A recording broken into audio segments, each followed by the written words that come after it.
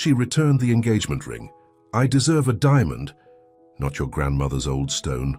I didn't argue, I just kept it.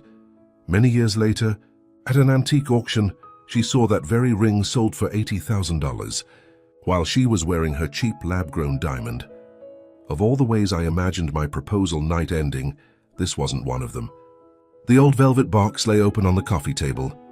The ring, my grandmother's sapphire and diamond heirloom, rested cold in my hand, not on hers. Chloe handed it back with a look that stripped every trace of romance from the room. I deserve a real diamond, she said flatly. Not your grandmother's old stone. Her words killed the mood instantly. The candlelight that once felt warm now just made everything look colder. Even the scallops I'd cooked for her suddenly smelled wrong. I was 28, an architect who liked things that lasted, unlike us. I made good money, enough for a comfortable life, but I'd never been one for flashy displays. My car was reliable, my watch told the time, and my satisfaction came from seeing a client's face light up when they walked into a space I'd created for them. I found beauty in old things, the kind built to last. To me, value was measured in legacy and integrity, not price tags. Chloe at 26 was my polar opposite, a fact I'd once found exhilarating. A senior buyer for a high-end fashion boutique, she knew brands the way I knew blueprints. To her, image was everything. We met at work. She liked my calm. I liked her spark. It worked, until it didn't. But now, in the devastating silence of her impeccably decorated apartment, the chasm between us felt unbridgeable, and the ring was the physical embodiment of that chasm. It wasn't just jewelry, it was a piece of my family's soul. It was my grandmother's, an Art Deco piece with a sapphire at its heart. The ring symbolized everything between us, old versus new, meaning versus image. It was my grandmother's, an Art Deco piece with a sapphire at its heart. This ring was their history, a promise of permanence. It was the most valuable thing I could ever offer anyone. To Chloe, it was just an old stone. No brand, no story she cared to hear. A relic. Something without a brand name or a certificate from Tiffany, and therefore without worth. The box felt heavier than before. The silence was worse than yelling. I could hear the faint hiss of the candle wicks and the frantic beating of my own heart. Slowly, deliberately, I closed the velvet box. The soft final click echoed in the space between us like a door shutting forever. I understand, I said, my voice dangerously calm. It was a tone I used with difficult clients, not the woman I'd wanted to marry.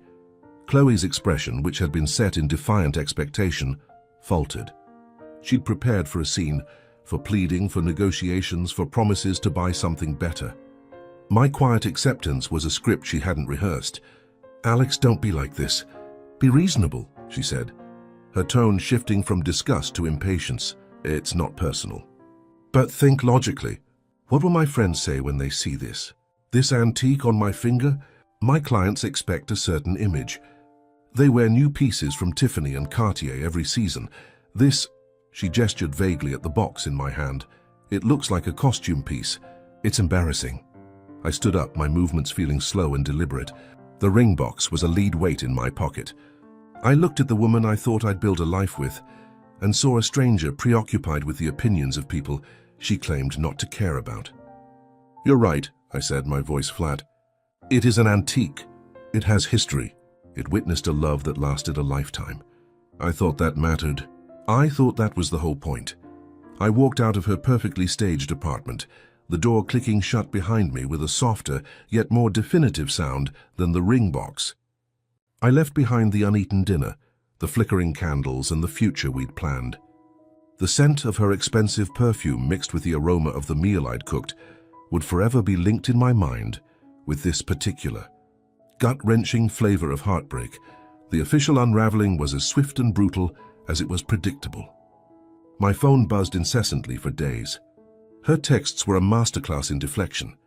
I can't believe you're being so emotionally manipulative, one read. Another said, you don't understand the professional pressure I'm under. Image is everything in my world. The most cutting one arrived at 2 a.m. If you really loved me, you'd want me to have what truly makes me happy, not what's convenient for you. I stopped replying. Arguing felt like trying to explain color to someone born blind. Our values weren't just different. They were speaking different languages. 2 weeks later, as I was numblessly scrolling through my phone, her Instagram feed delivered the final blow. There she was, beaming next to Mark, the venture capitalist she'd mentioned with increasing frequency over the past few months. On her finger was a gargantuan, perfectly clear, brilliantly cut lab-grown diamond. It was flawless, generic, and in my opinion, completely soulless. The caption was a triumphant, "When you finally get what you deserve, Chak real of Daga real diamond, Chak upgraded." The speed of it was a nauseating confirmation of everything I now understood. I hadn't been offering a future. I'd been an obstacle to the lifestyle she felt entitled to. The initial raw anger eventually subsided, leaving behind a hollowed-out curiosity. What was the ring in the cold, hard language of the world Chloe valued so much? I needed to know. I brought the velvet box to Everhart & Sons, a prestigious auction house that smelled of lemon polish and old money. Mr. Sterling, the head appraiser, was a man in his 70s with hands that trembled slightly until they held a piece of jewelry, at which point they became as steady as stone. He took the ring, placed his loupe to his eye, and was silent for a long, long time. The only sound was the soft tick of a grandfather clock in the corner.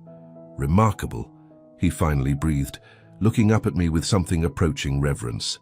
"A true Art Deco masterpiece, circa 1925. The sapphire is an untreated Burmese stone.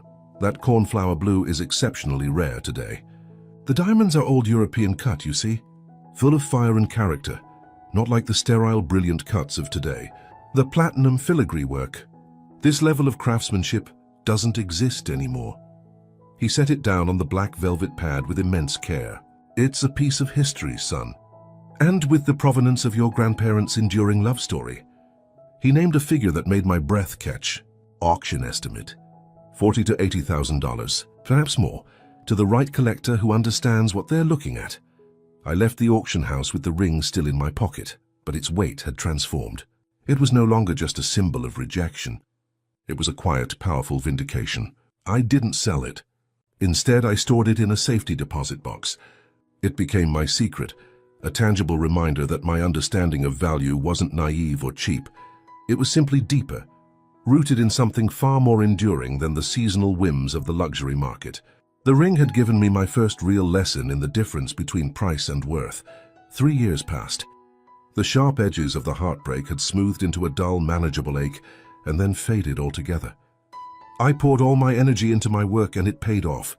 My small architectural firm, Atelier Stone, began gaining recognition for our thoughtful, sustainable designs that blended modern aesthetics with timeless craftsmanship. We won awards, were featured in design blogs, and I found a deep, quiet satisfaction in building something that was truly mine. I'd started dating again, cautiously. Sarah was a historian I'd met at a gallery opening. She had a calm, observant presence, and eyes that seemed to see the story in everything. When I'd finally shared the story of Chloe and the ring with her one rainy afternoon, she hadn't focused on the money or the drama. She'd listened intently, then taken my hand and said, "What a beautiful, heartbreaking thing to be offered that kind of legacy and be completely blind to it." Her loss was profound. In that moment, another piece of the past finally settled into place. It was Sarah who, one evening as we cooked dinner in my apartment, gently suggested it was time. "That ring protected you," she said, chopping herbs with practiced ease. "It gave you the clarity to walk away and the confidence to build this life. But you don't need its protection anymore, Alex. It's a beautiful thing and it deserves to be seen and appreciated. Let it go. Let it fund the next chapter of the life you built for yourself." Her words resonated. The ring had served its purpose. I contacted Mr. Sterling at Everhart & Sons. He was delighted and immediately slated it as a highlight for their upcoming Important Jewels Autumn Auction. The auction room smelled of money and old wood. The room was full of people who looked like they belonged there.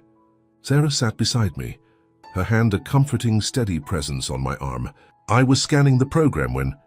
Then I heard a laugh I hadn't forgotten. My eyes found its source a few rows ahead. Chloe. She was there, seated next to Mark. She looked older. Tired, maybe. Mark looked bored, already scrolling on his phone. And on her left hand I saw it, the same big lab-grown diamond shining hard under the lights. It glittered with a cheap, desperate insistence next to the understated elegance that filled the room. My stomach tightened, but it wasn't with anger or longing.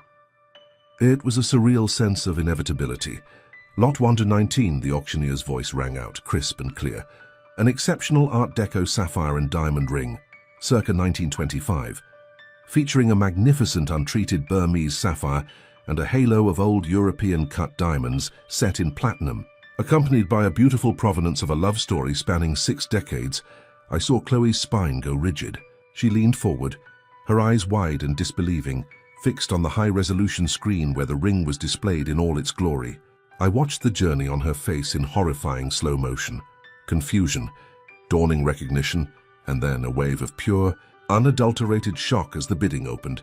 30,000, the auctioneer began. 35, 40, 45.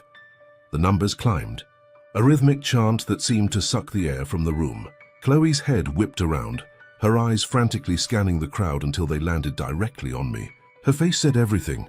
80,000, a voice called from the back. 80,000. Do I hear 80? A pause.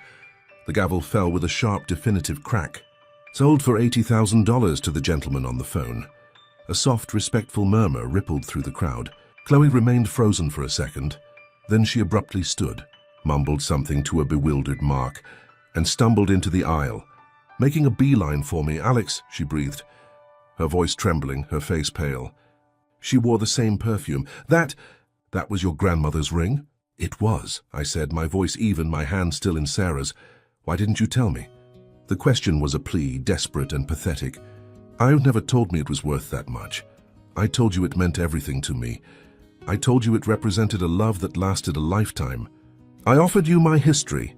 You told me it was an old stone. You defined value by the brand on the box, not the story inside it. Tears welled in her eyes, but they sparked with a flash of her old defensiveness.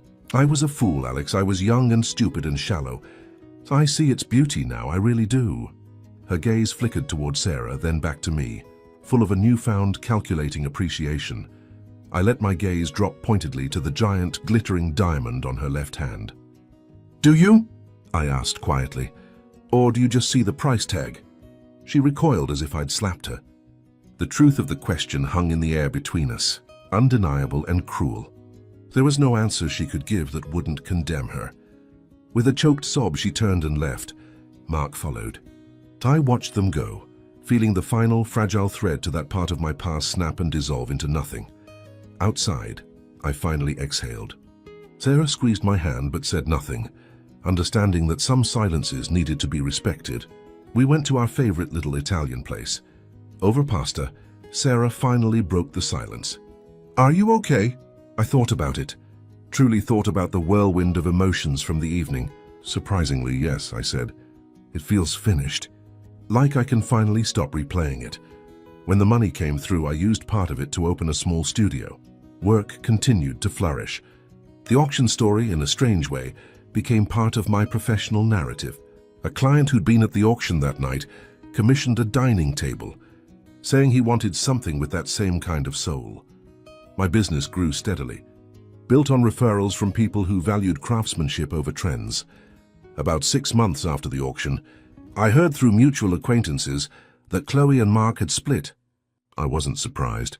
I felt a pang of sympathy for the Chloe I'd once loved, but it was distant, like hearing about a character in a novel.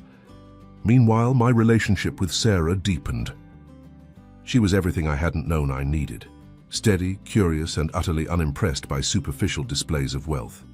For her birthday, I built her a simple bookshelf from reclaimed walnut. When she saw it, her eyes filled with tears. You made this for me? She'd whispered, running her fingers over the wood grain as if reading a story. She filled it with her beloved history books the same day, arranging and rearranging them with a care that spoke volumes. One evening, as we were cooking together in my apartment, my phone buzzed with an email notification. The sender name made me pause. Chloe Parker. Alex, it began. I know I have no right to write this, and I'll understand if you delete it immediately. I saw the feature on your studio in Design Weekly. It looks like you've built exactly the life you always wanted. I'm genuinely happy for you. I've been doing a lot of work on myself lately. Therapy, mostly. Unpacking why I made the choices I did. What I said to you, what I did. It was the biggest mistake of my life. I confused price with value and status with substance. I didn't just lose a ring. I lost the man who offered me a real, meaningful life. I lost you. I'm not asking for forgiveness. I just needed you to know that I am sorry, and that I finally understand what you were trying to give me. Chloe, I read it once, then closed my laptop. There was no anger, no satisfaction, just a quiet acknowledgement. Maybe she had grown. Maybe she hadn't. It no longer mattered to my life. Everything okay? Sarah asked, coming up behind me and wrapping her arms around my waist. I turned and kissed her forehead. Everything's perfect. The real value was never in the ring. It was in what it taught me, the difference between something that shines and something that lasts.